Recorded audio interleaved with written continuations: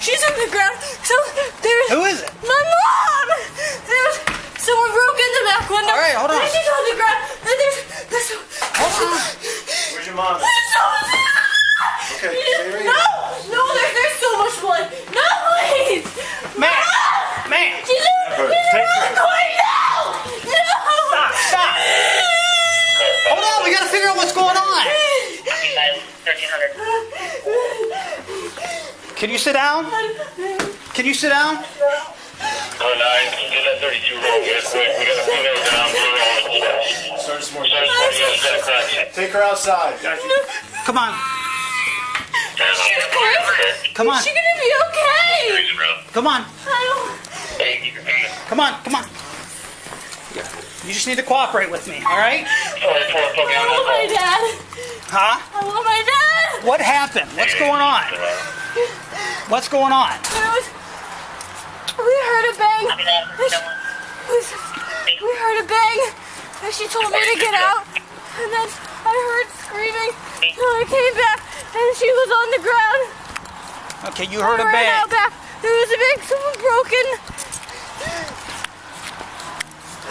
Okay.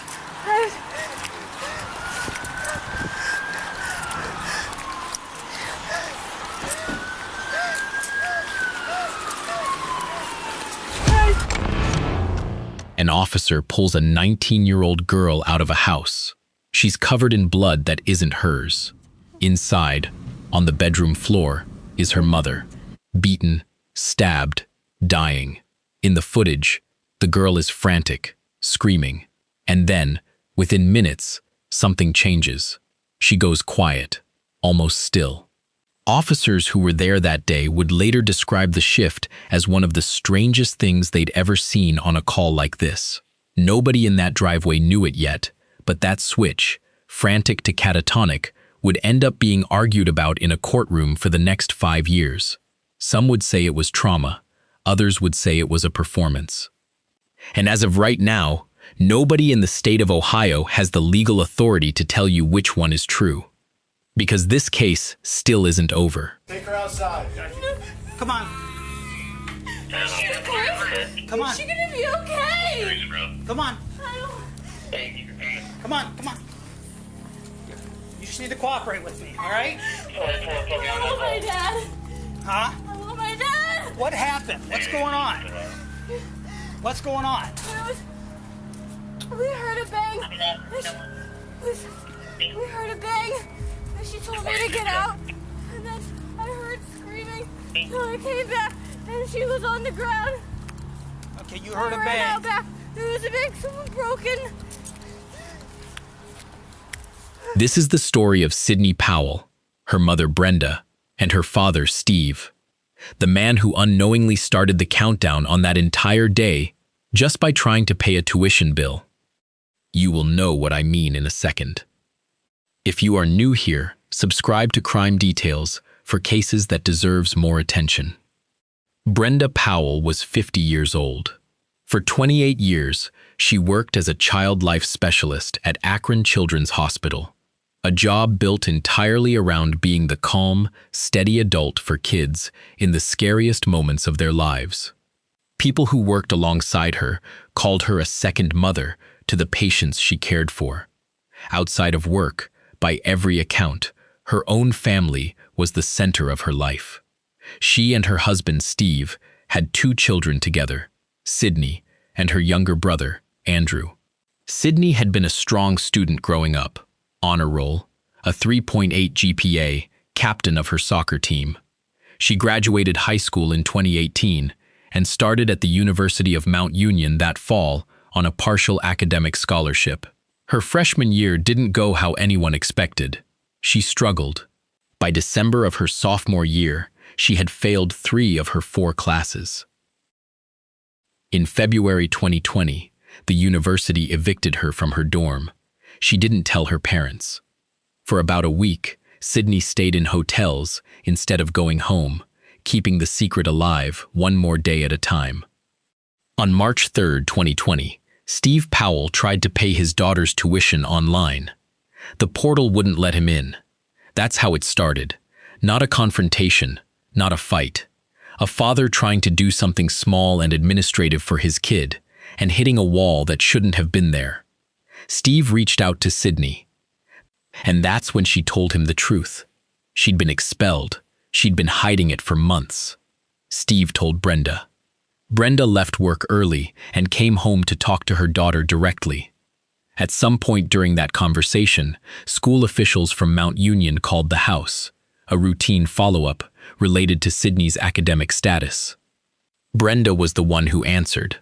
While Brenda was mid-conversation on that call, according to what officials would later testify to, they heard repeated thudding sounds and screaming. Then the line went dead. There was a very large or a very loud sort of thud sound, like a pounding or a thud, accompanied by a pretty loud scream. And the scream might have actually been first, and then the thud. Okay. As I think about it, and then there was sort of an expulsion. The other sound that I heard at that same time, or right after, was sort of an expulsion of air, like the air was knocked out of somebody. Okay. I'd always heard that expression of the air being knocked, having the wind knocked out of you, but I didn't. That's actually what it sounded like. And then several more repeated thuds. I don't know how to describe the sound. No, and that's okay. And you and Mr. Frazier could hear this from the other end of the phone. It was on speakerphone, right? Okay. Yeah. Did you hear any communication during these thuds? Just the screaming. That was Michelle Gaffney, one of the Mount Union officials who was on the phone with Brenda the moment everything happened. We got, I just arrived on scene. We got a victim in the house, possible 22, cut to the throat. We got a young female laying at the end of the driveway, saturated in blood. No idea what her status is yet. Med guys are on the scene here, so.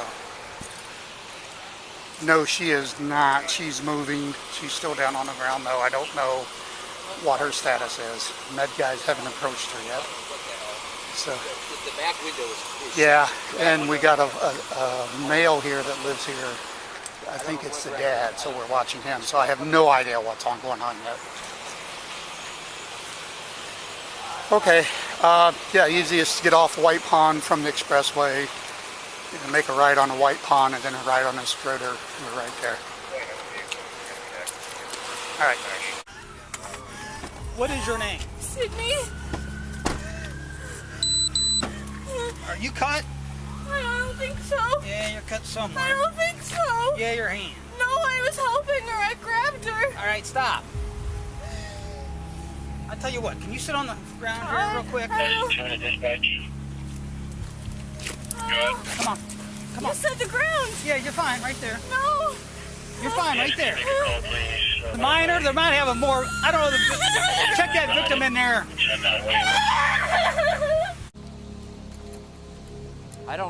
I went and cleared the basement, and there's somebody lives down there, so I don't know if there's somebody younger that's not here, look like a male. Just so you know. Who's coming? It looks like it, but I was just telling him, I was in the basement clearing it, and it looks like there's a guy living down there that's not here right now, unless it's this guy, but I doubt it.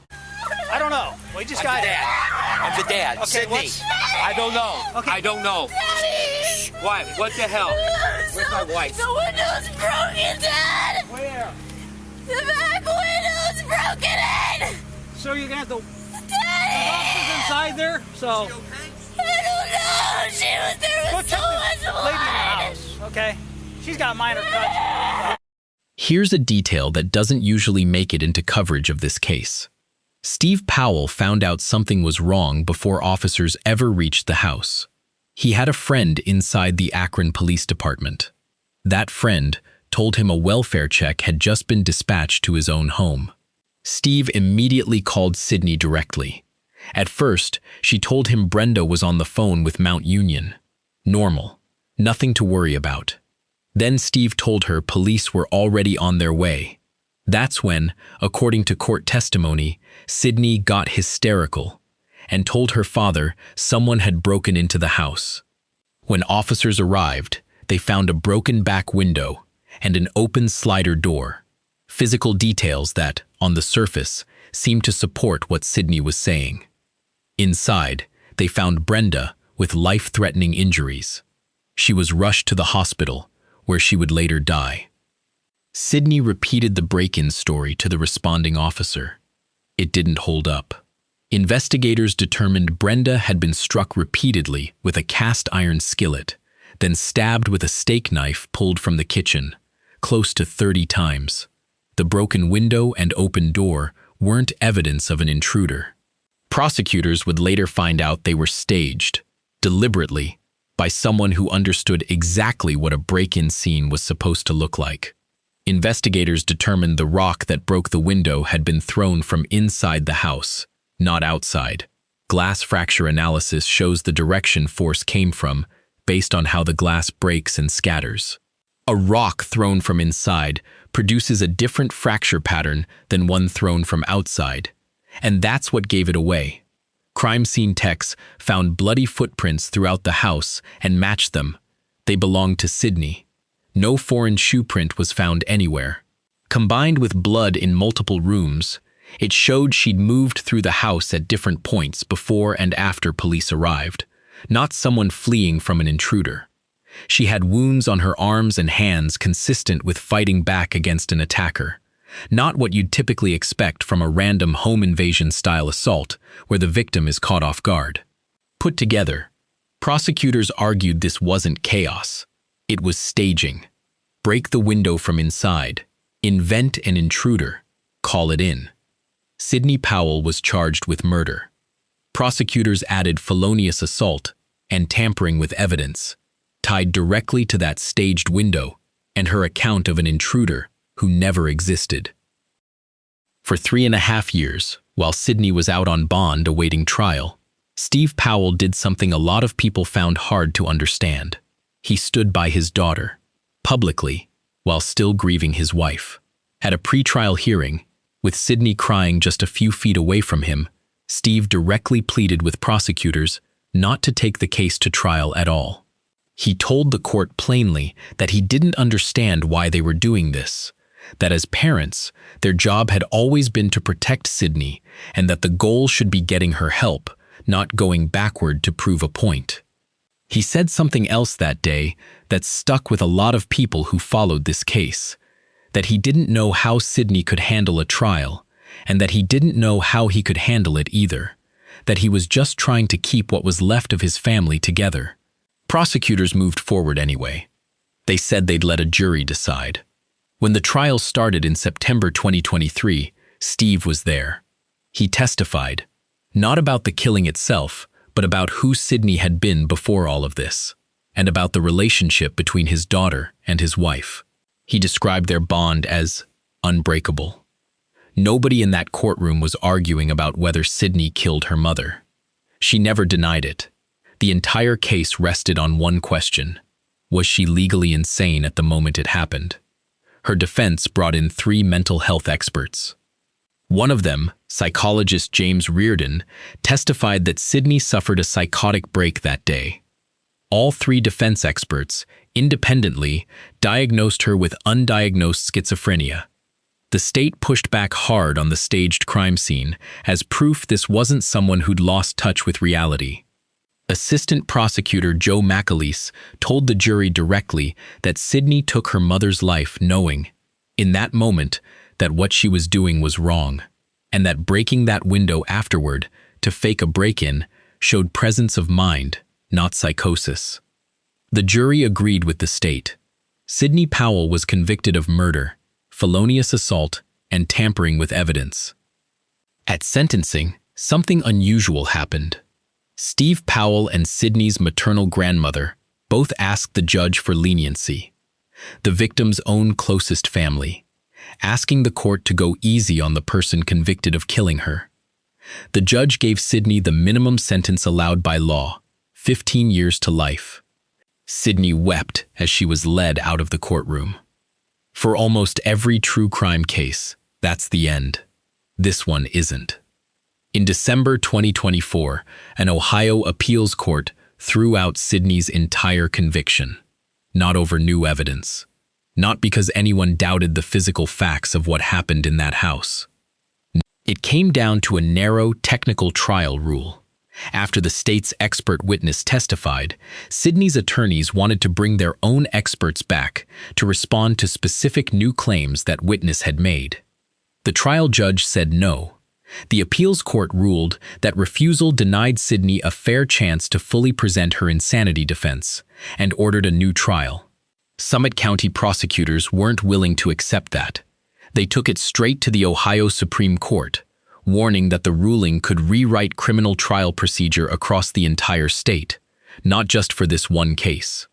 On January 7, 2026, the Ohio Supreme Court heard oral arguments from both sides. As of the most recent reporting available, they still haven't issued a ruling. Legal experts following the case say there's no timeline for when they will, which means right now, as you're watching this, Sydney Powell's legal status is genuinely unresolved. Her conviction is vacated. Whether she faces a second trial depends entirely on a decision the state's highest court hasn't made yet. And through every single stage of this, the arrest, the trial, the sentencing, the appeal, one person has stayed constant. Steve Powell buried his wife and has spent 5 years standing beside the daughter charged with killing her. According to the family's attorney, he still does, describing the family as still hopeful heading into the appeal, still holding on to whatever is left to hold on to. If you're following this one, let me know in the comments, because depending on when the Supreme Court finally rules, this might not be the last video I make about Sydney Powell.